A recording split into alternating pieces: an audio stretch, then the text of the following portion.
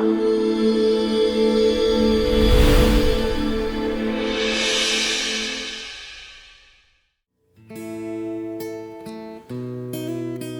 bonjour à tous. Merci à l'équipe de louange ce matin. J'aimerais prendre cette occasion pour vous remercier pour tous ceux qui ont souhaité leurs condoléances à mon épouse. Elle a perdu sa maman dernièrement et puis juste dans le temps des fêtes. Alors, ça a été des fêtes un peu particulières. Donc, merci à tous ceux qui ont pris vraiment le temps. Là, on a reçu plusieurs courriels et messages et téléphones. Alors, c'est vraiment apprécié. Dernièrement, je lisais un livre qui vient de sortir, en fait, il y a 2 semaines. Je l'ai reçu avant la publication, ou du moins avant la distribution. Alors, ça m'a donné l'occasion vraiment de lire ce livre. Et ça s'appelle « Zéler pour Dieu ». En fait, l'auteur a été missionnaire à différents endroits dans le monde, et puis notamment en Afrique. Et il a fait un recueil de témoignages de gens qui ont propagé l'Évangile un peu partout et qui ont été des témoins, vraiment des témoins assez efficaces et puissants pour l'Évangile, à répandre le message de l'Évangile. Alors, comme je vous disais, l'auteur lui-même a été en Afrique, a été au Burundi. Et puis, il raconte qu'au Burundi, on a des frères et des sœurs à l'Église qui sont ici, attachés à cette Église. Alors, on les apprécie beaucoup et on les aime. Et lui a été missionnaire au Burundi. Et quand il était là, il raconte qu'il y avait plusieurs embuscades de rebelles. Et c'était une stratégie ils voulaient faire peur. Alors, ils attaquaient parfois les gens.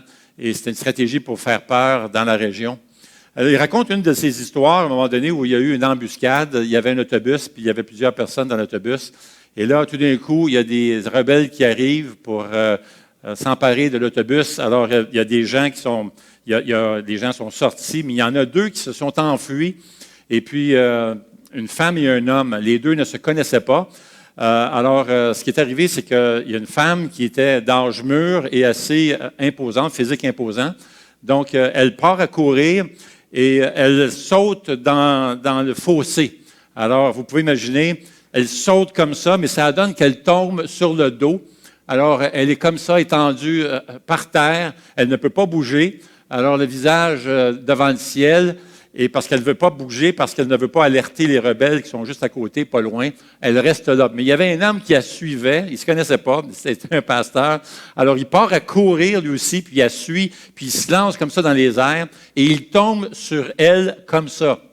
Littéralement, le visage à quelques centimètres d'elle. Alors les 2 sont comme ça, un en face de l'autre, et puis il est couché sur elle, il ne peut pas bouger, ils ne veulent pas faire de bruit.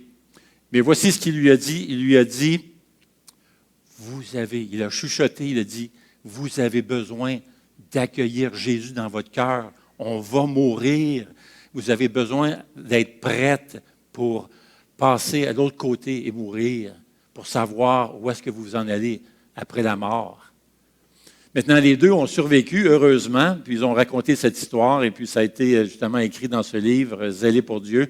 Mais c'est vraiment beau de voir des gens qui prennent au sérieux ce côté de témoignage, de répandre vraiment le message de l'Évangile, qui prennent au sérieux ce message qui est si important.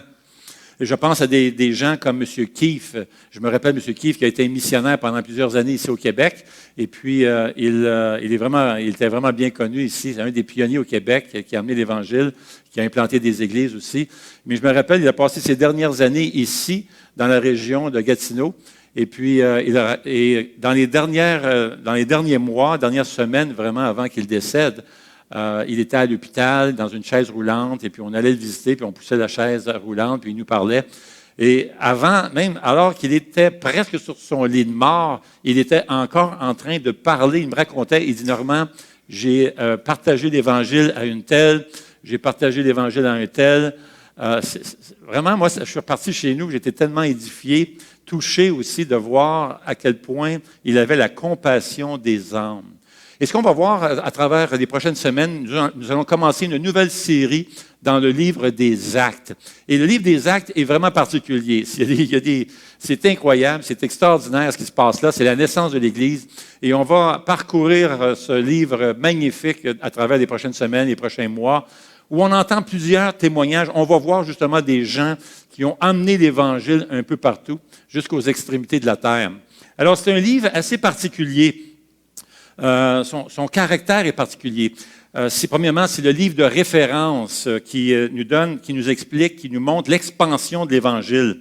Et sans le livre des Actes, vraiment, on n'aurait pas tous les détails qu'on a sur la naissance de l'Église, sur l'Église primitive. On pourrait peut-être un peu capter ici et là, à travers les lettres de Paul, quelques indices, mais c'est vraiment le livre des Actes qui nous donne des détails sur la naissance de l'Église. Si bien que tout le reste du Nouveau Testament s'accroche au livre des Actes. Et le livre est très important parce que, dans le fond, si tu comprends le livre des Actes, tout le reste va suivre et tu vas mieux comprendre le reste du Nouveau Testament. C'est aussi un livre qui comprend quelques thèmes tout à fait extraordinaires, entre autres l'œuvre du Saint-Esprit à travers la naissance, l'enfance, l'adolescence de l'Église primitive. Les Actes forment aussi un contrepartie, un contraste parfait avec les 4 évangiles. Vous savez, les 4 évangiles, Matthieu, Marc, Luc et Jean, et vous avez après ça le livre des Actes. Maintenant, le livre des Actes fait un contraste, c'est frappant. Par exemple, dans les évangiles, Jésus offre sa vie, mais dans les Actes, il offre sa puissance.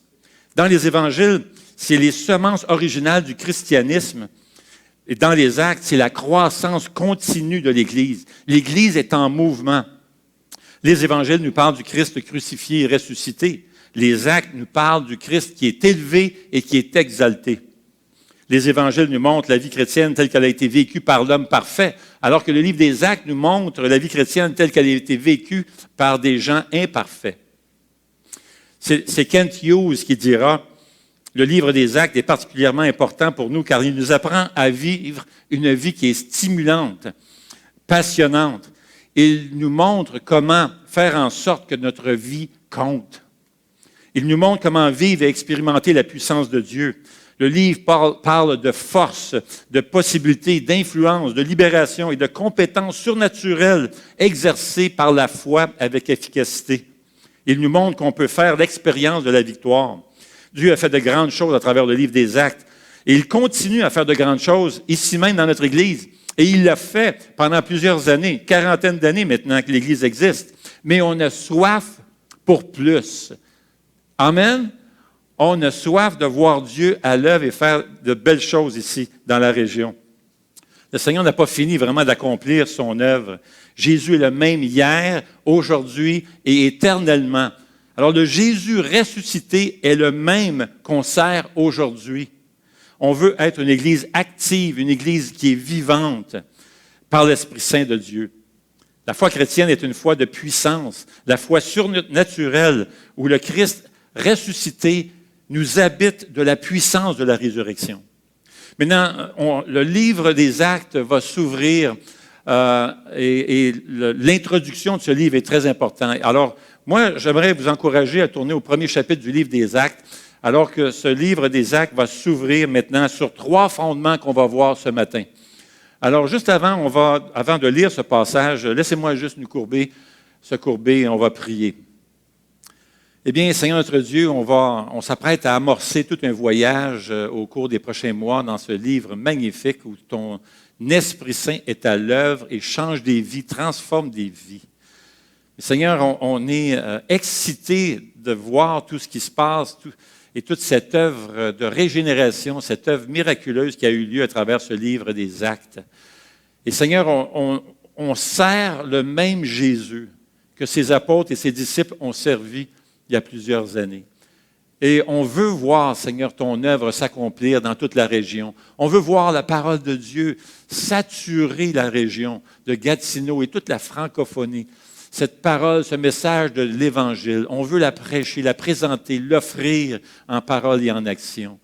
Alors on te prie, Seigneur, qu'à travers cette série, ton Esprit Saint puisse parler à nos cœurs, qu'il puisse réveiller nos cœurs, que tu puisses susciter un réveil puissant dans toute la région, Seigneur, afin que les gens puissent se tourner vers toi.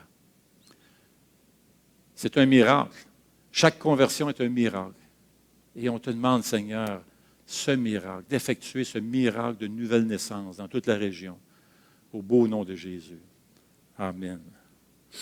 Alors, on tourne, si vous voulez bien, dans Actes chapitre 1, et on va lire les 11 premiers versets.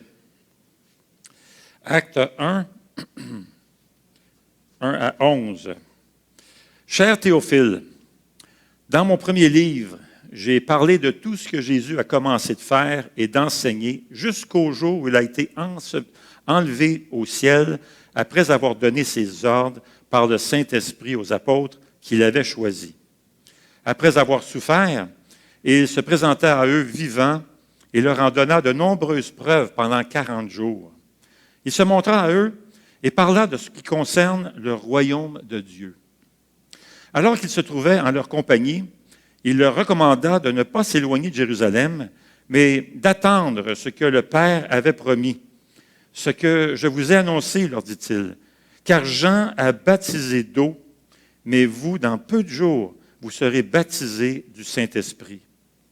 Alors que les apôtres étaient réunis, ils leur demandèrent, « Seigneur, est-ce que c'est à ce moment que tu rétabliras le royaume pour Israël? » Il leur répondit, « Ce n'est pas à vous de connaître les temps ou les moments que le Père a fixés de sa propre autorité, mais vous recevrez une puissance lorsque le Saint-Esprit viendra sur vous et vous serez mes témoins à Jérusalem, dans toute la Judée, dans la Samarie et jusqu'aux extrémités de la terre. » Après avoir dit cela, il s'éleva dans les airs pendant qu'ils le regardaient et une nuée le cacha à leurs yeux. Et comme ils avaient les regards fixés vers le ciel pendant qu'ils s'en allaient, 2 hommes habillés de blanc leur apparurent. Ils dirent, « Hommes de Galilée, pourquoi restez-vous à regarder le ciel? Ce Jésus qui a été enlevé au ciel du milieu de vous reviendra de la même manière que vous l'avez vu aller au ciel. » Le livre des Actes s'ouvre vraiment en nous donnant 3 fondements solides et irréfutables pour notre foi. Le premier fondement que nous allons voir ensemble et qu'on a besoin de regarder ensemble, c'est l'exactitude irréfutable du livre des Actes. L'exactitude irréfutable du livre des Actes. Vous savez, la parole de Dieu est inspirée. C'est inspiré par Dieu. La Bible est inspirée par Dieu. C'est Dieu qui a inspiré chaque parole, chaque message et tous les mots qui sont dans ce livre. C'est un livre surnaturel, c'est un livre divin. C'est Dieu qui nous donne son message. D'ailleurs, dans 2 Timothée 3,16, il est écrit « Toute écriture est inspirée de Dieu et utile pour enseigner, convaincre, corriger, instruire dans la justice, afin que l'homme de Dieu soit formé, soit complété, littéralement dans l'original, soit complété. Ce qui manque, vous savez que le monde est brisé par le péché, mais la parole de Dieu a cet effet en nous de nous compléter, nous remplir, de nous transformer de plus en plus vers la maturité et nous équiper pour de bonnes œuvres. Et c'est le cas avec le livre des Actes, un livre inspiré. C'est une histoire inspirée de la naissance de l'Église, un voyage, un temps qui va couvrir, le livre des Actes va couvrir environ une trentaine d'années, 30 à 35 ans. L'auteur du livre des Actes, c'est Luc, un médecin, un scientifique. Et il commence en parlant de son premier livre, qui est l'Évangile de Luc. Voici ce qu'il dit au verset 1. « Cher Théophile, dans mon premier livre, j'ai parlé de tout ce que Jésus a commencé de faire et d'enseigner, jusqu'au jour où il a été enlevé au ciel après avoir donné ses ordres par le Saint-Esprit aux apôtres qu'il avait choisis. Il écrit à un homme du nom de Théophile, Théophile qui veut littéralement dire ces 2 mots, celui qui aime Dieu. Et il y a des Théophiles ici, pas vrai? Des gens qui aiment Dieu. Alors si vous aimez Dieu, vous êtes un Théophile. Et nous avons des Théophiles, vraiment ici, qui ont rempli l'Église. Et on veut gagner d'autres personnes qui viendront à Jésus et deviendront des Théophiles. Et Luc a été méticuleux. Ce n'est pas une fable. Il dit, voici ce qui s'est passé pour que ta foi soit solide, Théophile, pour que tu saches exactement ce qui s'est passé. Et le livre des Actes est d'une exactitude irréfutable. Ce livre que nous lisons couvre 32 pays, 54 villes, 9 îles, et il cite des noms, 95 leaders avec leur titre, leur vrai titre, leur position ou leur autorité. C'est un livre qui est juste et qui est précis. D'ailleurs, Adrien Nicholas Sherwin-White de l'Université d'Oxford, qui n'est pas un chrétien, n'est pas un croyant, là. Et c'est un expert de l'Empire romain, un expert de la ville de Rome et de tout ce territoire et cette région et cette époque. Et il a lu et examiné à la loupe le livre des Actes pour voir si c'était précis. Et voici sa conclusion. Il est de l'Université d'Oxford. Il dit, le cadre historique est exact en termes de temps, de lieu et de détails. Ils sont tous précis et corrects. En tant que document, ces récits appartiennent à la même série historique que le dossier des procès provinciaux et impériaux et les sources épigraphiques et littéraires du 1er et du début du 2e siècle après Jésus-Christ. Pour ce livre des Actes, la confirmation de l'historicité est absolument écrasante. Toute tentative de rejeter ce livre sur la base de l'historicité, même dans les plus petits détails, doit maintenant paraître absurde. Les historiens romains ont longtemps considéré la vérité de ce livre comme allant de soi. C'est le premier fondement, l'exactitude irréfutable du livre de Luc. Nous avons également les preuves irréfutables de la résurrection de Jésus. Verset 3, Luc poursuit en donnant de nouvelles informations sur Jésus une fois ressuscité. Et voici ce qu'il dit au verset 3. Il dit, « Après avoir souffert, il se présenta à eux vivants en leur donnant de nombreuses preuves. » Nombreuses preuves. Des preuves qu'il était ressuscité. Des preuves irréfutables qu'il était bien en vie après sa crucifixion. Il continue en disant, pendant 40 jours, il se montra à eux et parla de ce qui concerne le royaume de Dieu. Luc est le seul auteur qui nous dit que le ministère de Jésus-Christ, une fois ressuscité, a duré 40 jours. Jésus est apparu, il a montré plusieurs signes miraculeux, tout en instruisant ses disciples sur le royaume de Dieu. Et ça devait être extraordinaire. Imagine, tu parles avec Jésus, ressuscité, qui est revenu après la mort. Incroyable. Moi, j'aurais aimé ça être là avec les disciples et les apôtres. La discussion devait être géniale. L'apôtre Paul et les Épîtres nous diront que Jésus est même apparu à des centaines et des centaines de personnes. Même en une seule fois, il est apparu à 500 personnes. En même temps, là, 500 personnes. Et c'est intéressant parce que 30 ans plus tard, Paul va écrire une lettre et il va dire, certaines de ces personnes qui ont vu Jésus ressuscité sont encore vivants. Vous pouvez aller les voir et leur parler et leur questionner. Et c'est ça la puissance de Dieu. Non seulement qu'il a souffert, qu'il est mort, mais il est revenu à la vie, il a donné des preuves irréfutables qu'il était bien en vie. Et c'est ce que la puissance de Dieu désire de faire parmi nous aujourd'hui, que par la transformation que l'Esprit veut produire dans ma vie, dans ta vie, par son fruit, par ce que Dieu va faire en moi et dans ta vie, que toi aussi tu deviennes une épître vivante, que les gens pourront regarder et dire Jésus est définitivement vivant. Nous avons donc l'exactitude irréfutable du livre des Actes. Nous avons les preuves irréfutables de la résurrection de Jésus. Et nous avons le besoin irréfutable aussi du Saint-Esprit. Le besoin irréfutable de la puissance du Saint-Esprit. Verset 4. Alors qu'il se trouvait en leur compagnie, il leur recommanda de ne pas s'éloigner de Jérusalem, mais attendre ce que le Père avait promis, ce que je vous ai annoncé, leur dit-il. Car Jean-Baptiste a baptisé d'eau, mais dans peu de jours, vous serez baptisés du Saint-Esprit. Ça, c'est intéressant parce que les disciples doivent attendre. Jésus dit, attendez. Attendez, vous n'êtes pas prêts. Et pourtant, ça fait 3 ans que les disciples passent avec Jésus. Ça représente environ 26 000 heures de formation, d'entraînement. C'est toute une école, ça. C'est tout un séminaire théologique. Les disciples ont été formés, équipés. Et ce voyage a été un voyage tout à fait extraordinaire. Imaginez être avec Jésus. Vous entendez non pas la parole d'un homme, mais vous entendez la parole de Dieu. 3 ans à marcher avec Jésus. 3 ans à recevoir cette parole. 3 ans à voir Jésus faire des miracles, des guérisons. Parfois, Jésus rentrait dans des villes, certaines villes où il était entré. On a emmené tous les malades et Jésus, lorsqu'il quittait ce village, tout le monde était guéri. Même les gens qui avaient la COVID, tout le monde était guéri. Il n'y avait plus un seul malade lorsque Jésus quittait ces villes. 3 ans où les disciples ont vu l'amour de Jésus se déverser sur les gens. 3 ans à entendre cette parole de Dieu. 3 ans à recevoir une formation incroyable, intensive, la meilleure formation que les gens pouvaient recevoir. Et cette formation venait de Jésus lui-même. Et Jésus, après ça, a même confié une mission. Donc, ils ont la formation, puis ils ont la mission. Ils savent exactement ce qu'ils doivent faire. Alors, c'est la mission de faire de toutes les nations des disciples. Il y a un évangéliste qui a dit ceci. Premièrement, le monde est à l'envers. Deuxièmement, on doit renverser le monde et le mettre à l'endroit.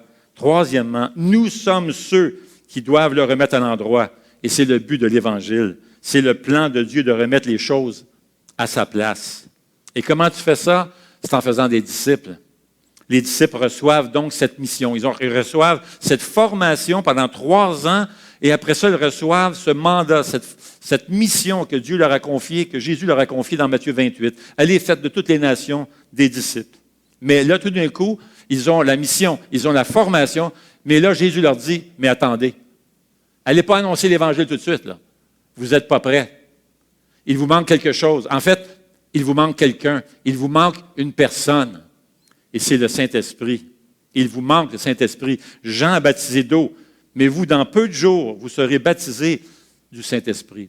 Et c'est fascinant de parcourir le livre des Actes et de voir la Trinité qui agit, qui est à l'œuvre à travers tout le livre des Actes. Certains appellent ça les actes des apôtres, ce livre, les actes des apôtres, mais on pourrait aussi bien l'appeler les actes du Saint-Esprit. On pourrait aussi appeler ça les actes de Jésus, du ciel qui agit. On pourrait appeler cela les actes du Père aussi qui agit pour son Église. Ce sont les actes de Dieu pour son Église et on voit Dieu à l'œuvre. Il est à l'œuvre dans les 4 évangiles, il est à l'œuvre dans le livre des Actes, là où on voit la naissance de l'Église, et il est à l'œuvre aussi aujourd'hui parmi nous. Dans le royaume de Dieu, par sa puissance, il n'y a jamais de parole sans puissance. Il n'y a jamais de communication sans que Dieu donne la capacité d'accomplir ce qu'il nous confie. C'est la puissance surnaturelle de Dieu. Le livre des Actes est un mouvement de croissance. Les Actes expliquent l'arrivée, la plénitude, l'accessibilité, la promesse de l'Esprit de Dieu dans la vie de l'homme, d'une femme qui œuvre, qui s'ouvre et s'abandonne à son esprit dans l'obéissance. Vous savez, la parole de Dieu, Jésus a dit à un moment donné à ses disciples, « Demeurez en moi et je demeurerai en vous. » Et c'est vraiment intéressant parce qu'il parle du Saint-Esprit, chapitre 14, Jean 14, 15, 16, 17. Et à l'intérieur d'un court passage, un moment donné, il dit, « Demeurez en moi. » Il va dire 11 fois. 11 fois. Tu sais, c'est comme, tu sais, des fois, ta mère te répète des choses, ton mari, ta femme te répète des choses. À un moment donné, tu viens tanner. Dans l'espace d'un court passage, il dit, « Demeurez en moi. Demeurez en moi. » Là, vous vous demandez si je vais aller à 11, hein? Demeurez en moi. Demeurez en moi. Demeurez en moi. Demeurez en moi. Demeurez en moi. Demeurez en moi.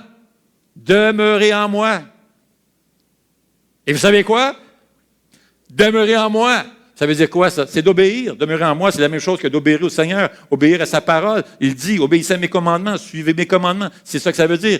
Demeurez en moi et je demeurerai en vous. Et ce qui va arriver, c'est que vous allez porter du fruit. D'ailleurs, Jésus donne une image à ses disciples pour qu'ils comprennent. Il dit, je suis le cep, vous êtes le sarment, demeurez en moi. Si vous êtes en moi, vous allez porter du fruit. Et ce fruit vient du Saint-Esprit. Sans l'Esprit de Dieu dans notre vie, c'est juste des règles à suivre. C'est un fardeau, c'est lourd et on se sent toujours coupable à essayer de suivre la parole de Dieu parce qu'on n'est pas parfait, on est des gens imparfaits, c'est absolument impossible. C'est absolument impossible d'ailleurs de vivre la vie chrétienne sans l'Esprit de Dieu. La puissance du Saint-Esprit est illimitée, c'est immuable. À plusieurs reprises dans les évangiles, Jésus a dit, particulièrement alors qu'il s'en allait vers la fin de son ministère, lorsqu'il s'en allait souffrir et mourir, il a dit à ses disciples, écoutez, il est avantageux que je m'en aille, c'est à votre avantage que je parte afin que l'Esprit Saint que puisse envoyer le Saint-Esprit. Voyez-vous, je vais vous envoyer mon esprit, dit Jésus à ses disciples. Il va être votre consolateur, il va être personnel, il va habiter en vous. Et si tu t'ouvres à lui, il va te garder, te protéger, te convaincre, te diriger, te consoler. Il va distribuer ses dons à chacun d'entre nous, à chacun d'entre vous, pour que vous puissiez produire ses œuvres. Il va te consoler. Il va faire en sorte que tu traverses les épreuves avec cette paix divine, surnaturelle, indescriptible. inexplicable, la paix de Dieu qui va reposer sur nous alors qu'on traverse des temps difficiles. Nous serons portés, nous aurons cette portée divine que les gens ne peuvent pas comprendre. L'Esprit Saint fera des œuvres à travers toi et elles seront encore même plus grandes. Dans son incarnation terrestre, par choix, Jésus ne pouvait être juste à une place à la fois. S'il était dans une ville, par exemple à Jérusalem, il ne pouvait pas être ailleurs. C'est par choix. Mais avec le Saint-Esprit peut être partout en même temps. Et Jésus vit par son Esprit à travers des milliers de personnes en même temps à travers le monde. Voyez-vous, le livre des Actes n'a pas de fin. Tu regardes toutes les lettres de Paul et c'est comme dans chacune des lettres de Paul, tu vas avoir une salutation au début, comme on fait avec les courriels. Tu as notre nom au début du courriel. Bien, Paul commence les lettres en s'identifiant. Il a cette introduction dans ses lettres. Il y a plusieurs lettres. Et vers la fin de la lettre de Paul, tu regardes les lettres de l'apôtre Paul, à la fin, il y a une salutation. Il dit « Salut un tel vous salue ». Il y a cette conclusion, il y a une salutation qui est là. Mais lorsque tu arrives dans le livre des Actes a 28 chapitres, tu arrives dans le livre des Actes, tu arrives au bout, à la fin, il n'y a pas de fin, il n'y a pas de conclusion. C'est comme s'il manquait un chapitre. Ça finit drôlement. Mais tu sais pourquoi? Parce que ça continue. L'Église continue. Et toi, il y a 28 chapitres dans le livre des Actes. Et toi, ici, nous sommes le chapitre 29. Nous sommes Acte 29, les amis. Amen? Hey, on n'est pas nombreux, il faut crier fort, là. C'est bon. J'aimerais ça vous entendre à la maison, là. C'est bon. Ce ne sont pas les actes des apôtres, ce sont les actes de Jésus à travers nous et ça continue encore aujourd'hui. Nous sommes en train d'écrire une autre page des actes en 2021, des actions de Dieu à travers nous. Et c'est par la puissance du Saint-Esprit, le don du Saint-Esprit qui va chambouler le monde entier. On voit le Saint-Esprit à l'œuvre à travers le livre des actes. Plus de 50 fois, on va le voir à l'œuvre. Le Saint-Esprit est la puissance divine qui nous est communiquée, qui nous donne le pouvoir d'accomplir sa mission et mener une vie chrétienne qui va honorer notre Seigneur Jésus. La puissance de Dieu nous donne la capacité de connaître une vraie liberté. C'est l'élément où Dieu dit à chaque croyant, tu vas recevoir une puissance. Et quel que soit ce qui te dominait avant de venir à Jésus, avant de recevoir le Saint-Esprit, cette domination, cette emprise, cette puissance sur toi, tu peux être libéré maintenant par la puissance du Saint-Esprit. Tu peux sortir de cette influence, de cette dépendance, par sa puissance, afin d'entrer dans ta destinée. Et c'est ça que le Seigneur veut. J'étais lié par des abus dans mon passé, mais maintenant je vais être libéré par sa puissance. Une enfance malheureuse, mais un espoir qui est miraculeux.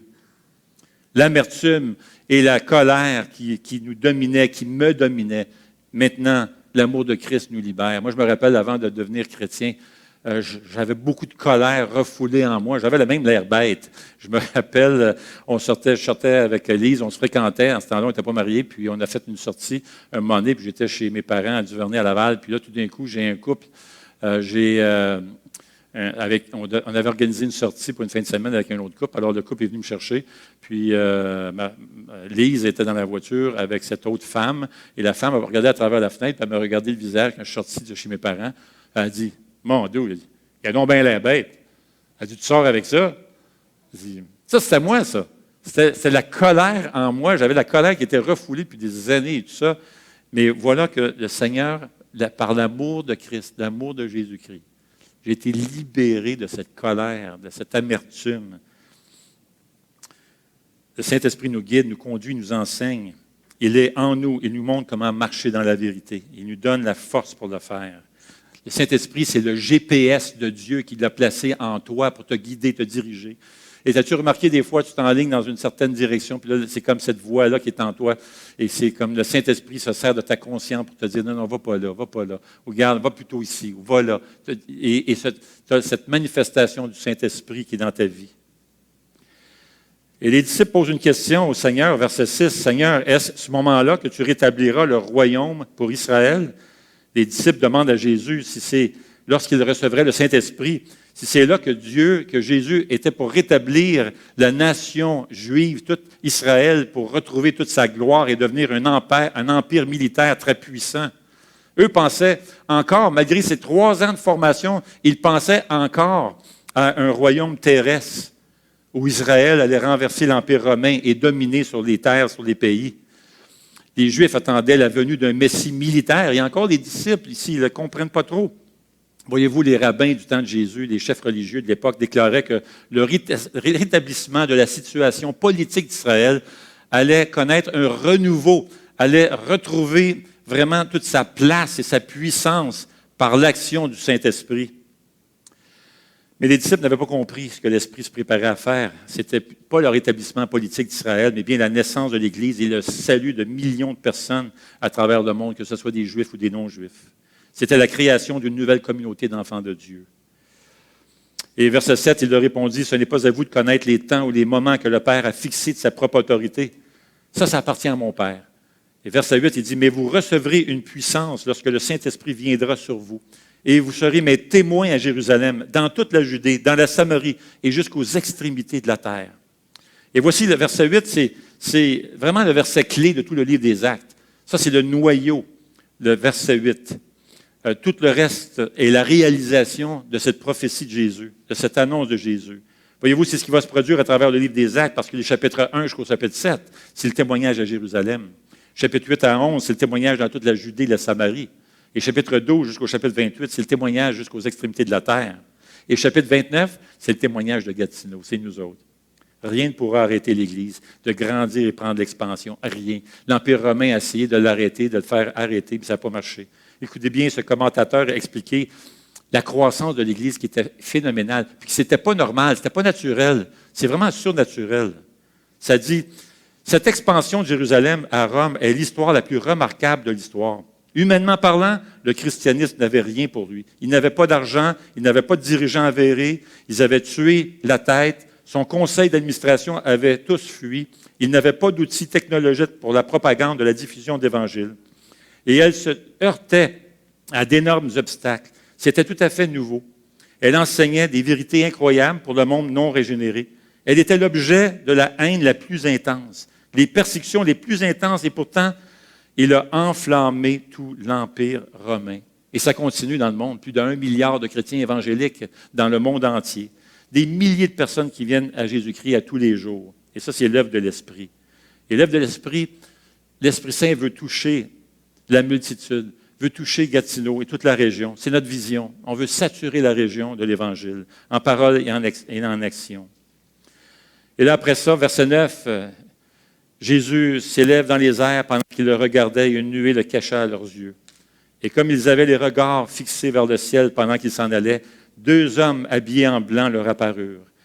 Et ils dirent, « Hommes de Galilée, pourquoi restez-vous à regarder le ciel? Ce Jésus qui a été enlevé au ciel du milieu de vous reviendra de la même manière que vous l'avez vu aller au ciel. » Et ça, c'est magnifique. Tu ne sauras pas, dit Jésus, tu ne sauras pas le temps et les moments de mon retour, mais en ce moment, concentrez-vous sur la mission. Et ça, c'est l'appel de Jésus. Et ne soyons pas secoués ou inquiets par ce qui arrive dans les nations. Dieu a tout ça entre ses mains, il est souverain. Et c'est ce qu'on voit à travers tout le livre des Actes. Même dans Matthieu 28, Jésus a dit, « Je suis avec vous jusqu'à la fin du monde. » Et ce qui est frappant tout au long de ce beau voyage que nous allons parcourir dans le livre des Actes, un voyage qui s'étend jusqu'à 16 000 kilomètres pour répandre l'Évangile, on voit constamment Dieu, la providence de Dieu qui prend soin de son Église, qui est sur son Église. Alors, mes chers amis, le message qu'on veut ressortir ce matin, c'est « Bâtissons le royaume de Dieu. Gagnons des âmes et voyons des vies changées pour la gloire de Jésus-Christ. » Amen. Prions. Mes chers amis, Seigneur Jésus, merci pour ce que tu as fait déjà dans ces 40 quelques années de l'Église Le Sentier. Merci pour les nombreuses, les centaines de personnes qui sont venues à toi, qui ont connu le salut. Merci Seigneur pour le Saint-Esprit. Où serions-nous aujourd'hui si ce n'était que de la puissance et l'intervention de ton Esprit Saint? On serait perdu, Seigneur, très loin, écrasé par la culpabilité ou simplement complètement indifférent, alors que tu reviens bientôt. Comme les anges ont dit, de la même manière que Jésus a quitté, il va revenir un jour. Tu vas revenir, Seigneur, et on veut emmener le plus d'âmes possible à tes côtés. C'est la mission que tu nous as confiée, Seigneur, et tu nous as donné toute la puissance dont on a besoin pour vivre une vie chrétienne qui va t'honorer et partager ton saint nom et être un témoin pour Jésus-Christ. En ton nom, Seigneur. Amen.